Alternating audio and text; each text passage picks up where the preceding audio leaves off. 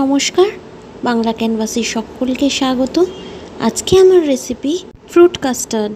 এটা কিন্তু গরমকালে ভীষণই জনপ্রিয় আর ভালোও লাগে খেতে, কারণ এটা ঠান্ডা ঠান্ডা পরিবেশন করা হয়।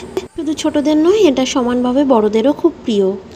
চলুন দেখে নেওয়া যাক আমি কিভাবে বানাচ্ছি।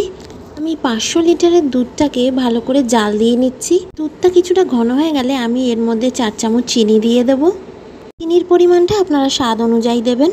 এখানে আমি কাস্টার্ড পাউডার নিয়ে নিয়েছি। এখানে আমি 2 চামচ মতো কাস্টার্ড পাউডার নিয়েছি, আর এটা আমি এবার গুলে নেব দুধের মধ্যে।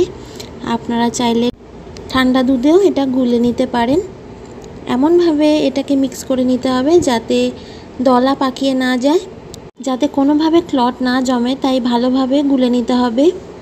দুধটা ঘন হয়ে গেছে, এবার আমি কাস্টার্ডটা মিশিয়ে দেব এর মধ্যে। এবার আমি অ্যাড করে দিলাম দুধের মধ্যে। এবার আমি এটা কন্টিনিউয়াসলি নাড়াবো যাতে ভালোভাবে সব মিশে যায়। আমি এটাকে 3-4 মিনিট মতো আরও ভালো করে ফুটিয়ে নেব। আমাদের কাস্টার্ডটা কিন্তু একদম ঘনই হয়ে এসছে। এবার আমি এটাকে 3-4 ঘন্টা ফ্রিজে ঠান্ডা হতে দেব। এটাকে ঢাকা দিয়ে আমি ফ্রিজে ঢুকিয়ে দিলাম। এবার কাস্টার্ডটা ঠান্ডা হতে হতে এদিকে আমি ফ্রুটস কেটে নিয়েছি। এদিকে আপেল কেটেছি আর এদিকে ছোট ছোট করে আঙ্গুর কেটে নিয়েছি। এবার আমি যে বোলটার মধ্যে কাস্টার্ডটা ঢেলেছিলাম সেটার মধ্যেই সব ফ্রুটসগুলো দিয়ে মিশিয়ে নিচ্ছি।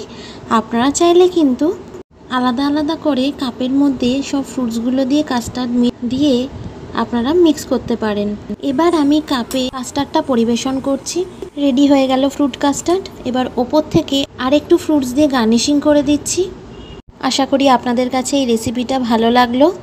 কাস্টার্ড কিন্তু ঠান্ডা ঠান্ডা পরিবেশন করলে খুব ভালো লাগে খেতে, আর বানানো কিন্তু ভীষণই সহজ, আর দেখতেও খুব কালারফুল হয়, আর খেতেও কিন্তু খুব ভালো লাগে। আপনারা এটা বাড়িতে ট্রাই করবেন, আর কেমন লাগলো আমাকে জানাবেন। ভালো লাগলে অবশ্যই লাইক করবেন আর শেয়ার করবেন। চ্যানেলে নতুন হলে অবশ্যই সাবস্ক্রাইব করবেন।